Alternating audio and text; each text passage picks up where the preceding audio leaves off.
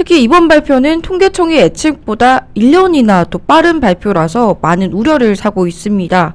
이번 초고령 사회 발표 어떻게 보시나요? 예, 행정안전부가 이제 23일날 이제 65세 이상 인구가 1,024만 명을 넘었다 이렇게 발표를 하면서 전체 인구의 20%를 차지하게 됐다라고 발표를 했어요. 네. 더 심각한 거는 이제 앞으로 전망이 더 심각하다라고 이야기할 수 있을 것 같은데요. 말씀하셨다시피 일본보다 이게 4년이나 빠른 수치일 뿐더러 앞으로 이제 이 고령화가 가속화될 것이라는 게 제가 볼 때 가장 큰 문제라고 생각하거든요. 2067년이 되면 노인 인구 비율이 46.5%에 달할 것으로 예상되고요. 이렇게 된다 하면은 2067년에 우리나라가 이제 세계에서 가장 늙은 국가가 된다라고 보시면 될 것 같습니다. 아무래도 이제 경제나 국방 이제 복지 분야가 가장 많이 영향을 받게 될 것 같아요. 자, 이건 이제 당연히 아시겠지만 경제 붕괴 수준에 이르는 거죠. 이제 우리나라가 현재도 지금 현금이 없다라고 많은 분들이 이야기를 네네. 하시는데 전체 GDP가 이렇게 감소된다고 하면 당연히 이제 가계로 들어가게 되면 이 가계 빚이 더 늘어날 것으로 이렇게 생각이 되고요. 재정 부담 역시 큰 문제입니다.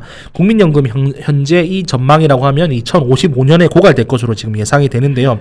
현재 이 전망대로라고 하면은 2100년쯤 가면은 대한민국의 국가 부도를 맞을 수도 있는 그런 심각한 상황에 놓여 있습니다.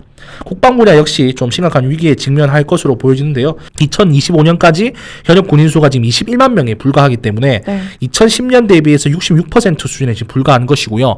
뭐 GOP뿐만 아니라 사실 이제 군인 숫자가 줄어들면 사실 전 국방 국토 분야에서 사실 문제가 되겠지만은 우리나라와 직접적으로 대치하고 있는 북한을 실적으로 감시하는 GOP가 절반 정도의 소초원 숫자로 줄어든다고 하면 아무리 자동화를 한다고 해도 네네. 지금도 인구가 없어가지고 지금 대부분은 지통실에서 다 CCTV 감시를 하고 있는 상황이거든요. 이렇게 된다고 하면 정말로 CCTV 감시할 인원조차도 없어지는 것이 아닌가 하는 그런 우려를 사고 있는 상황입니다. 네, 알겠습니다. 그렇다면은 정부에서는 이런 현실에 대해서 어떤 대책을 좀 마련을 하고 있을까요? 그러니까 대책을 많이 내놓는데 실효성이 없다는 게 가장 큰 문제인 것 같아요. 그러니까 2006년부터 거의 20년 동안 지금 저출산에 지금 380조가 넘는 지금 예산을 지금 투입을 했는 상황인데요. 근데 출산율을 아시겠지만 이제 가파르게 떨어지고 있는 그런 상황이죠. 현재 이제 0.72명 초저출산 상태인데요. 이것은 이제 OECD 국가 중에 최하위 수준이고요. 380조라고 하는 숫자는 OECD 전체 예산을 전체 순위를 따져봤을 때는 우리나라가 가장 많은 저출산 예산을 기록을 했던 그런 경우라고 좀 보여지고요. 네. 현재 이제 가장 큰 문제는 더 큰 문제는 한국의 고령화 사회 대응 수준이 OECD 38개국 중 25위에 불과해서 최하위 수준이라는 건데요. 네. 어르신이 많아지는 것이 사실 문제가 아니고 어르신 평균 소득이 37위, 어르신 복지 지출이 35위, 노인 행복도가 32위 등으로 OECD 최하위를 지금 기록하고 있는 상황이기 때문에 장래에 우리 국가 국민소득이 30% 이상 하락할 것은 물론이고 한 2050년 되면은 우리나라가 전 세계에서 가장 늙은 국가가 되는 건 자명한데요. 일단 인구를 좀 따져보자면 2072년에는 우리나라가 3,620만 명 수준으로 줄어들 것이라는 전망입니다. 현재 이제 우리나라 인구가 흔히 이야기할 때 5천만 인구라고 하잖아요.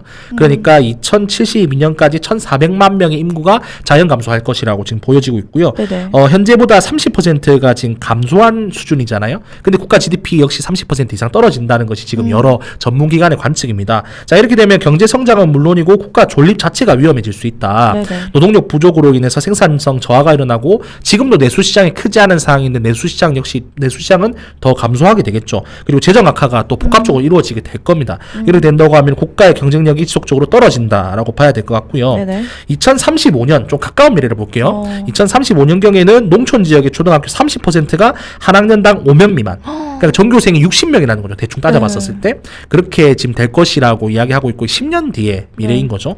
일례로 이제 예시를 교육청에서 들어놓은 내용이 있는데 전라남도에 있는 학교 같은 경우는 2035년이 되면은 초등학교 어느 곳에 가더라도 전교생이 12명 정도에 불과할 것이다 라고 하는 그런 암울한 예측을 내놓고 있습니다. 자, 그리고 이제 앞서 말씀드렸던 것처럼 GDP가 떨어지고 내수시장이 악화될 것이라고 말씀드렸는데 중소기업 벤처부에서는 2040년에는 중소기업 10곳 중에 4명이 인력 부족으로 폐업할 것이다 라고 지금 어려운 전망을 내놓고 있습니다. 근데 현재 정부는 정치권은 여전히 근시안적인 정책만 내놓고 있는 상황이기 때문에요.